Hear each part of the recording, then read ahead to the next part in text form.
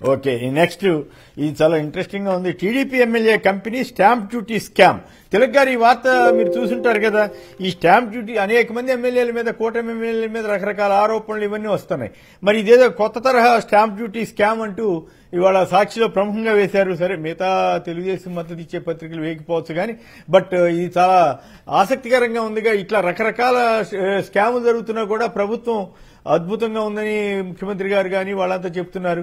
మరి ఈ స్కామ్ మీద మీ అభిప్రాయం ఏంటి? చదివి మీరు ఈ వార్త చూసే ఉంటారు కదా. ఈ స్కామ్ లో గమనించదగిన అంశం ఏంటంటే, మోసపోయింది ఎమ్మెల్యే, తెలుగుదేశం ఎమ్మెల్యే, మోసం చేసింది తెలుగుదేశం నాయకుడు. ఒకటి ఆ కుంభకోణం జరిగింది, దాని మూలాలు కూడా తెలుగుదేశం పార్టీ వాళ్ళ దగ్గరే ఉన్నాయి. దాని మీద మరి వెంటనే అరెస్టులు చేయటం, జరిగించుకోవడం జరగాలి. మరి ఇప్పటివరకు జరిగినట్టు వార్తలు రాలా.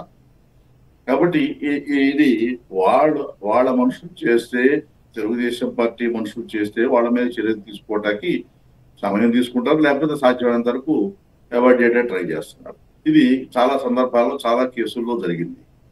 అందువల్ల ఇది కూడా ఆ కోవలోకి వెళుతుంది. అయితే ఎమ్మెల్యే గారు కంప్లైంట్ చేశారు కాబట్టి మరి ముఖ్యమంత్రి గారు ఆయన అలవాటు ప్రకారం రాజీ చేస్తారా, చర్యలు తీసుకుంటారా చూడాలి.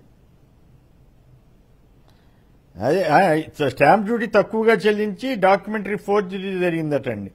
అట్లాగే యూనియన్ బ్యాంక్ నుంచి 900 కోట్లు, టాటా క్యాపిటల్ నుంచి 20 కోట్లు స్టాంప్ డ్యూటీ ఎగవేతతో రాష్ట్ర ప్రభుత్వ ఖజానా కన్నమని ఇది రాశారు. తప్పుడు డాక్యుమెంట్లతో బ్యాంక్ రుణాలు పొంది ఆర్బీఐ కేంద్రానికి మోసం అంటూ కథనాన్ని ఇచ్చారు. మీ సేవా సెంటర్ నిర్వాహకుడు బాబును దళారీగా మార్చుకుని అక్రమాలు అంటూ వీళ్ళు రాశారు. రైట్, శేఖర్ గారు, ఈ ఎమ్మెల్యే తీరు మీద కానీ, ఎమ్మెల్యే మోసపోయాడా లేకపోతే ఎమ్మెల్యే కంపెనీ ఈ స్కామ్ కు సంబంధించినటువంటి వార్త మీద మీరు ఎట్లా స్పందిస్తారు?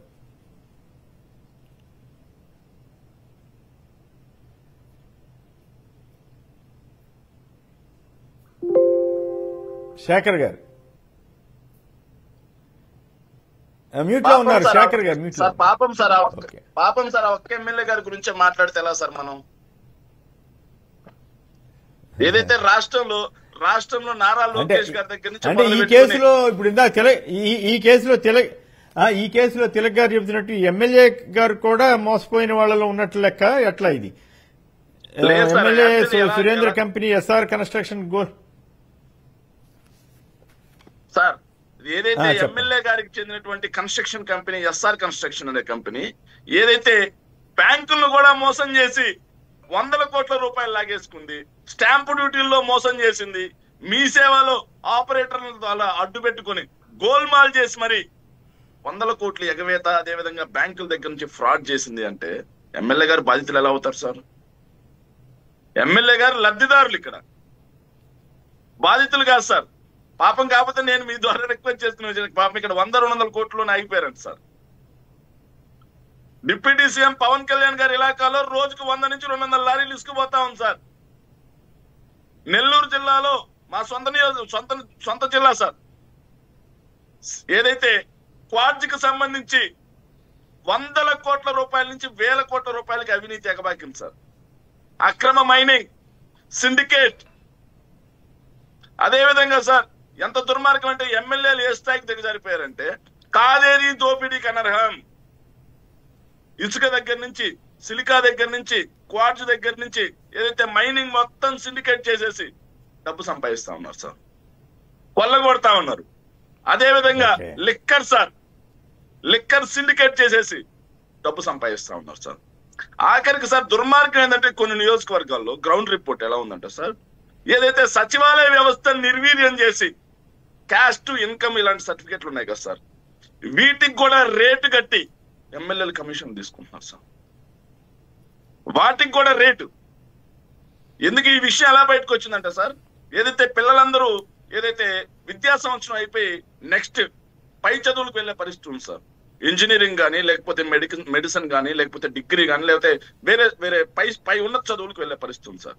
ఆ పరిస్థితుల్లో క్యాస్ట్ సర్టిఫికెట్ లేకపోతే ఇన్కమ్ సర్టిఫికెట్ అనేది మ్యాండేటరీ సార్. దాన్ని గత 5 సంవత్సరాల కాలంలో అవినీతికి తావు లేకుండా వాలంటీర్ ఇంటికి తెచ్చేవాడు సార్.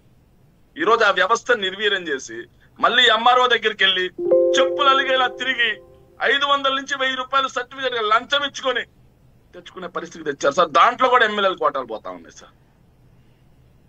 రేషన్ బియ్యం మొత్తం ఓకే రైట్. రేషన్ బియ్యం మొత్తం సార్ రేషన్ డీలర్ల పరం చేసి అక్కడి నుంచి కూడా దండుకుంటా ఉన్నారు సార్. ఈ స్థాయిలో అవినీతి జరుగుతా ఉంది సార్. పాప ఓకే, ఒక్క ఎమ్మెల్యే రైట్. గురించి మాత్రమే మనం మొత్తం చరిత్ర అంతా మిగతా వాళ్ళు చెప్తున్నారు బాధపడతారు మీరు. సార్. Okay right.